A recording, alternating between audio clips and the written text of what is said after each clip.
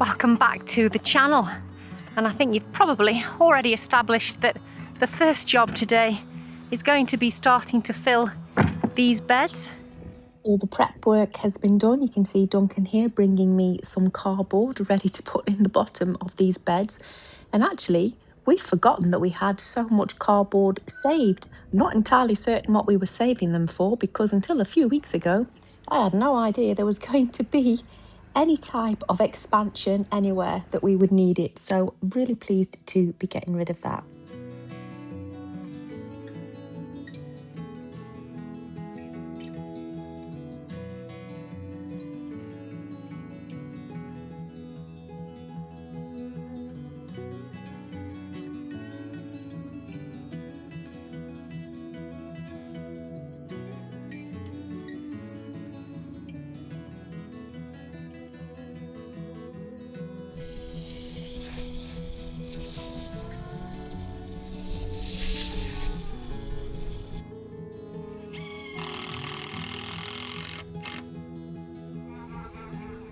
We have also just put all of the struts in here to support these beds to stop them bowing out under the weight of the compost.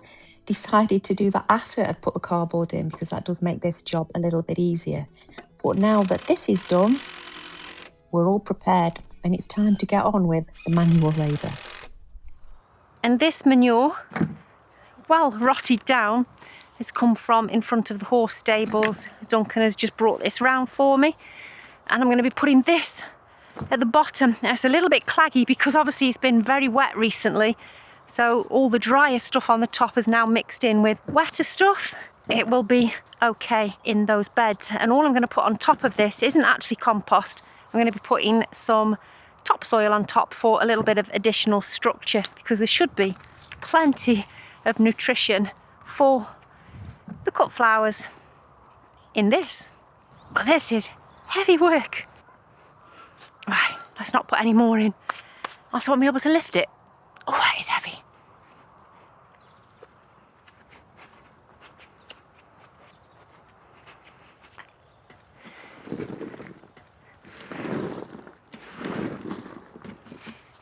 I'm just going to try and level some of this out just to see how many barrows I need in each bed. I don't think 3 is going to be enough, put it that way. Else it's going to be quite a lot of compost on top, well, topsoil on top.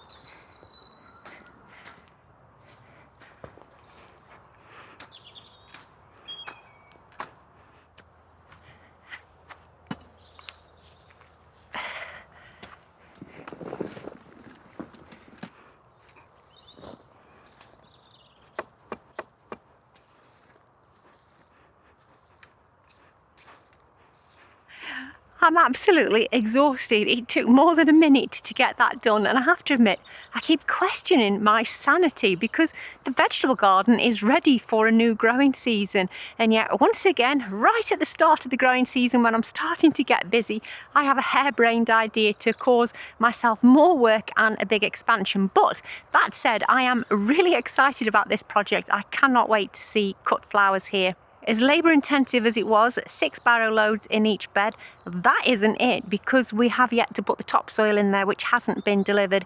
As soon as that's been delivered, I can get the topsoil in there and I can start thinking about the structures I'm going to make. It's going to need some posts in each corner to help support the plants as they grow. But yeah, I think we're a go for the micro flower farm now. What I've decided to do, because I've got the manure over here, is fill another barrow up, because I'm a sucker for punishment, and I'm just going to try and put a little bit of manure around the base of each of the trees on the orchard, being very careful because obviously there are some bulbs growing around them.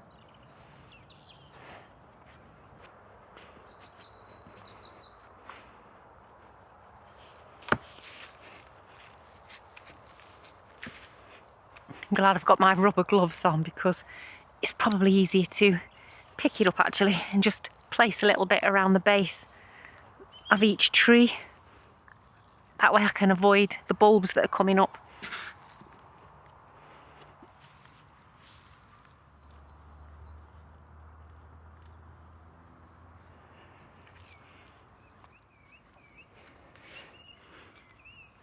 Oh, this these rain showers just appeared from nowhere, although I did notice it had gone a little bit dull, but I will carry on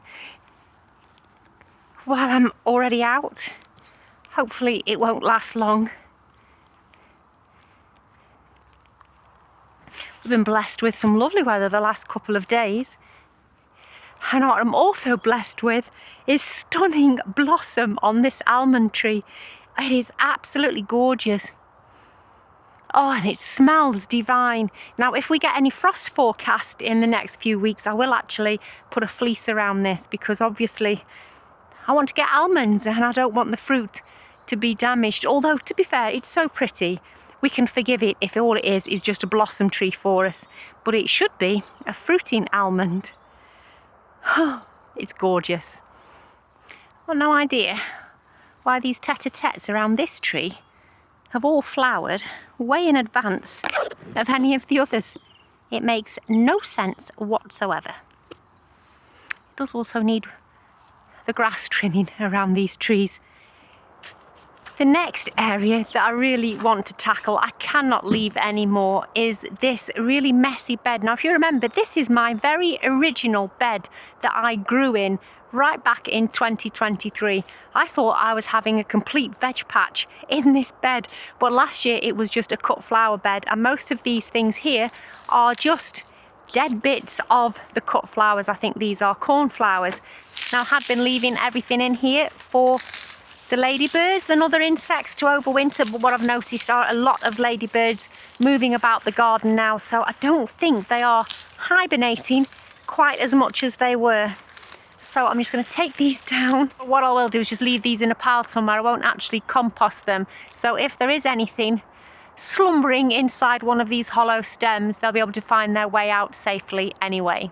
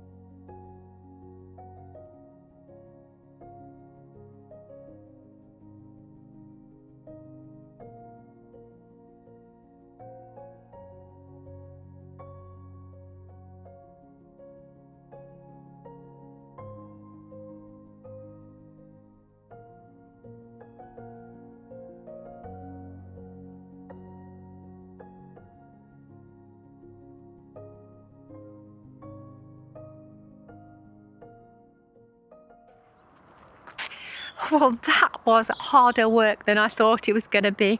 Everything's harder work than I think it's going to be. I'm pretty certain that's a sign of getting older.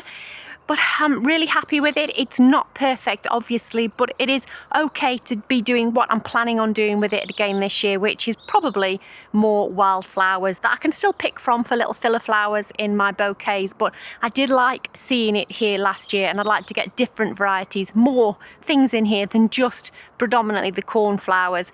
So now that I've cleared it out, if anything starts to self-seed, it can just carry on growing. I'm not going to risk trampling on it as I start to weed it, which is why for me it felt important to get it done now.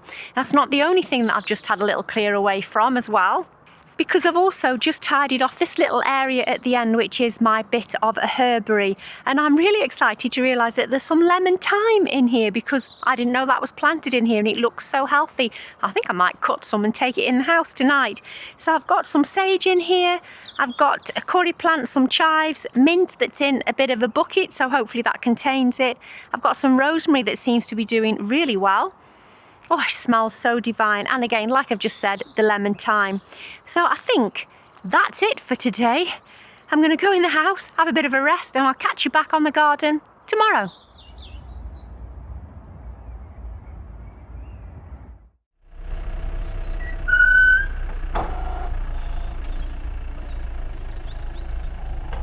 Another day and another delivery via the telehandler over a garden wall.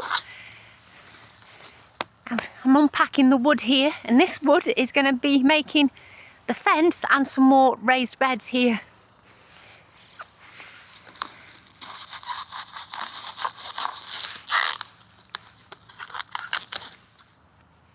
What we need are the posts that are underneath it first.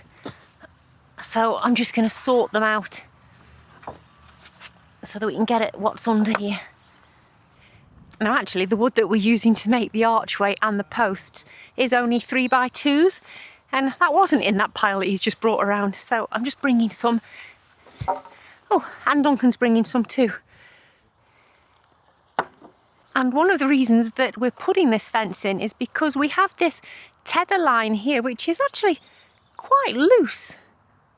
Weirdly loose. You'd think it'd be tighter than that, and this is for the telegraph pole, and it's always been in the garden. And my idea is that if we have a fence line along here, well, it's not quite in the right place for the fence line, but you know, it's a pain for, not for us anymore, the robot mower does it, but you know, you've always had to mow around it, you always have to feel like you're stepping around it. But if it's part of a thing that's already divided because there's a fence here, it won't look like quite an obvious obtrusive thing in the garden.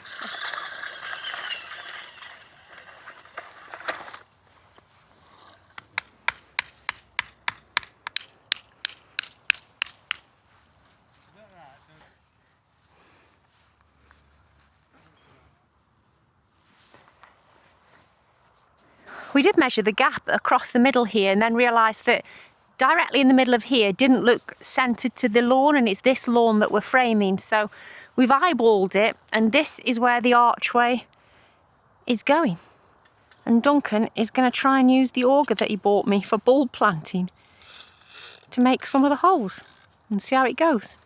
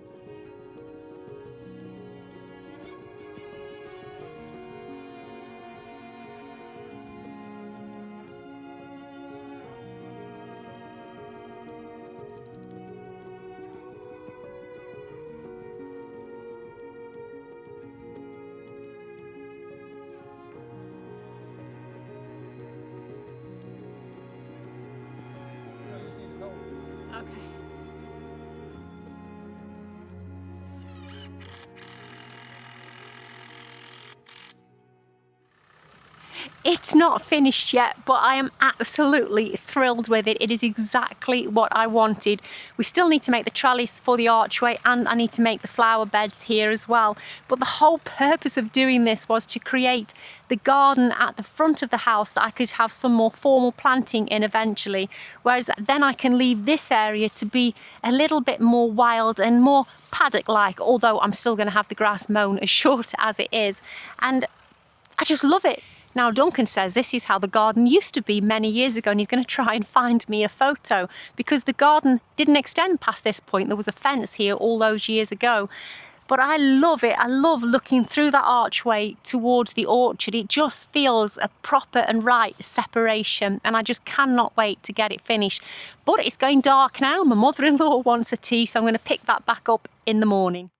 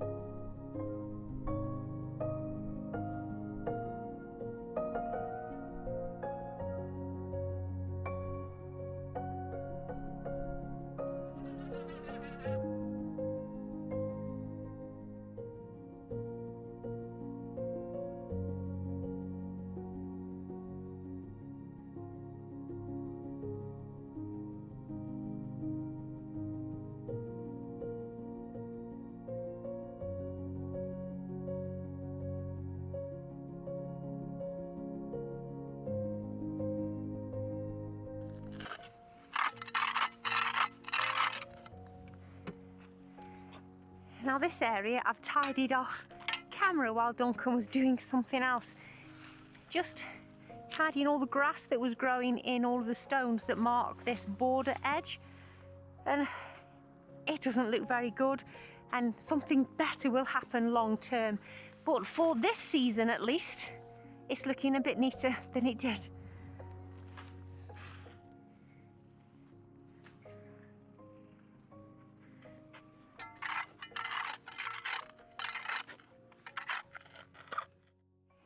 You've just watched about 4 hours worth of work rolled into one little time lapse, because we have now placed the beds here. Now we have had a bit of a change of heart, or rather I had a change of heart in how I was going to do the beds on this area of the garden, because you might remember in last week's video I said that there was going to be a path along here and the beds were going to be on this side of the path.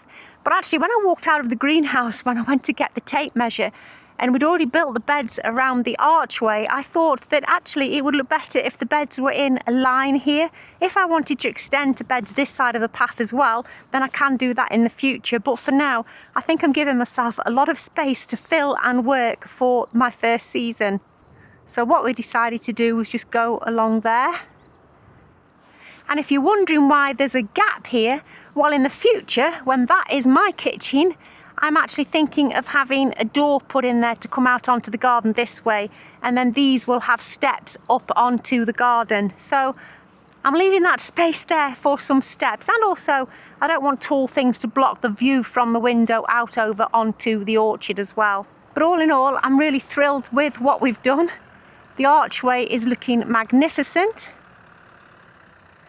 and you might spot the bed also on the lawn, but I can't show you that just yet because someone's come, or Duncan has come with some wood chip, and that's what's going to line the bottom of these flower beds.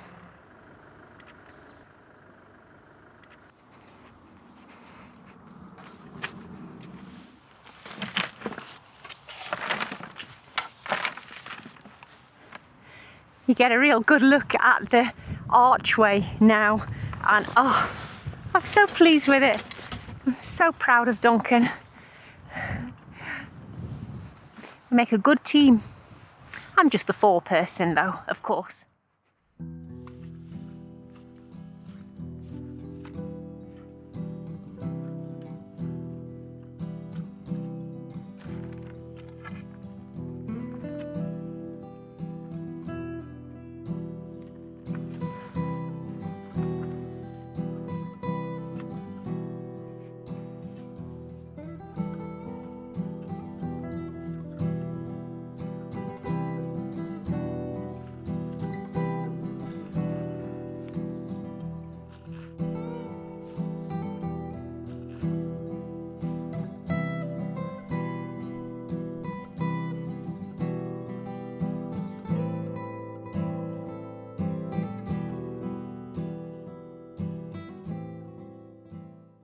Looking behind me, you can see that we have now finished putting the wood chip in the beds, including, if I look through the archway, the centre bed on the garden, and I'm really thrilled with how it looks already. But that's not it, because there's going to be a good layer of topsoil going on here as well. So let's dig in again. So Duncan's told me to cut it, and hopefully I can shovel some straight out into the bed.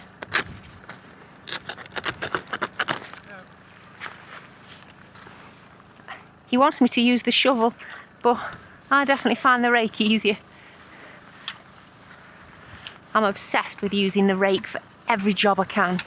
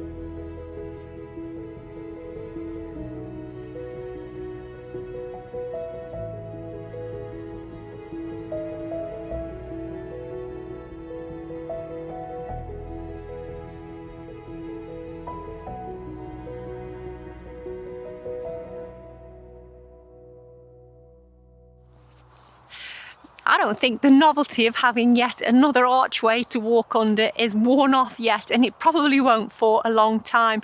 I'm really excited to say that 20 hours of really hard labour over the weekend between both of us has seen this concept of a micro flower farm turn into reality, and it's ready for the season ahead. And talking of the season ahead, the first thing I'm going to get planted out here are those spring bulbs that have been languishing in pots in the greenhouse. Because sitting in this greenhouse and the one next door are lots of pots of daffodils, and there are some tulips, and they are just waiting to get in the ground. I put them in here so that they can be planted around the washhouse garden. Obviously we haven't done that yet. That is next on the list when the ground dries up enough to bring in the mini digger and the telehandler right across the lawn. So I might as well put them in the new beds that I've created, because I'm going to plant spring bulbs in them anyway, aren't I? So I might as well put these in there this year, and then obviously for next year I can prioritise more bulbs for both areas, this and the wash house.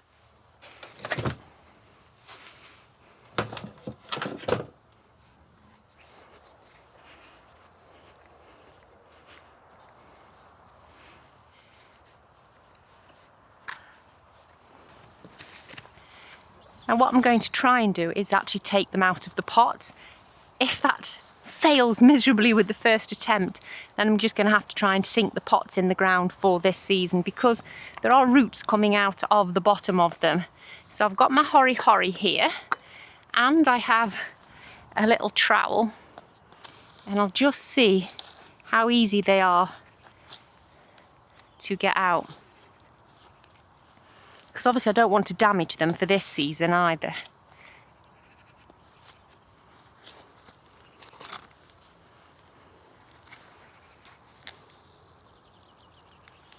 Oh, it looks like they're going to come out. Yes, I'm much happier about that. I'm quite happy to plant them themselves in a clump now.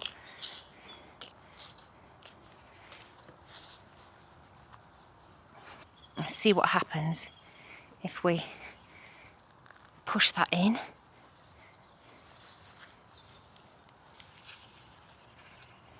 I mean, I know it's a very tight clump, but least disturbance possible, and hopefully they'll survive.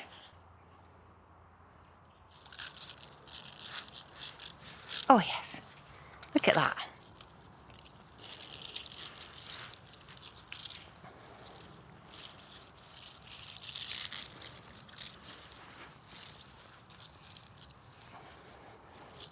These are not the happiest looking bulbs, are they?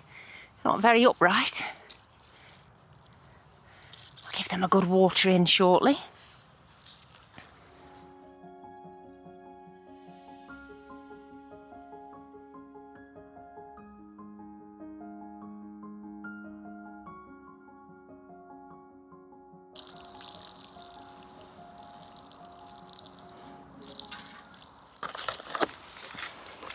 Everything's had a good water, and I am so pleased to be getting rid of all of these pots of things outside. Now, they don't look their best because they have been really languishing in the greenhouse, and I think it's been too hot for them when we've had a few days of heat, but they're in the ground, and even if they don't do very well this year, they're going to do better obviously for future years. So I'm really pleased to tick that off the list for more than one reason, and the other reason is because I have some more shelves to put in the greenhouse. So now that these are out of the way, I can get the shelves in the greenhouse and get some plants out of the grow stations in the house, because I am running out of space under my lights.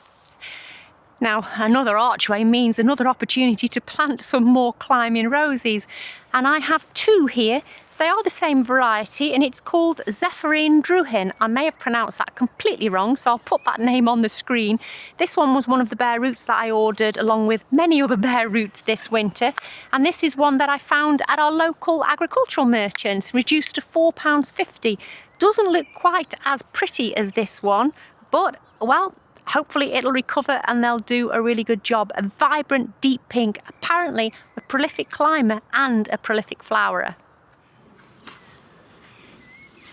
Now, the difference with this one is because of how the arch has been built, I am able to plant them on the outside of the arch, which is really where you should plant them. In the other rose arch in the garden, I planted them on the inside, but that's because obviously that rose arch has a hedge both sides of it.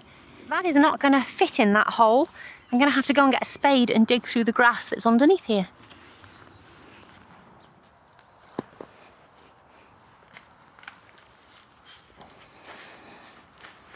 It's a big clod of grass out.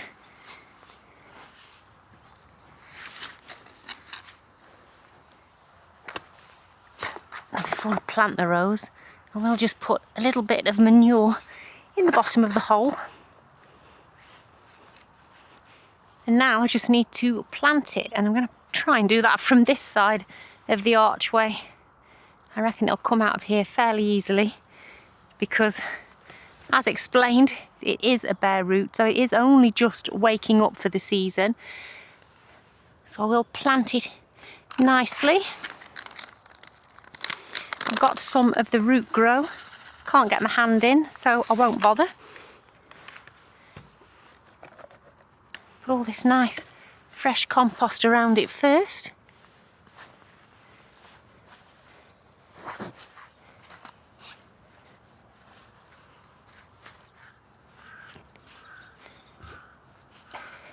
Now this one does need a little bit of pruning. There's a few dead stems, that one and that one. And these bits are not looking too healthy at the top of here either, so I will cut those off. And also that little bit there. But I think the rest of it is not looking too bad, so we shall see what becomes of it. Hopefully it will thrive now it's finally in the ground. I can't stop admiring it. I'm just so pleased with what we've created.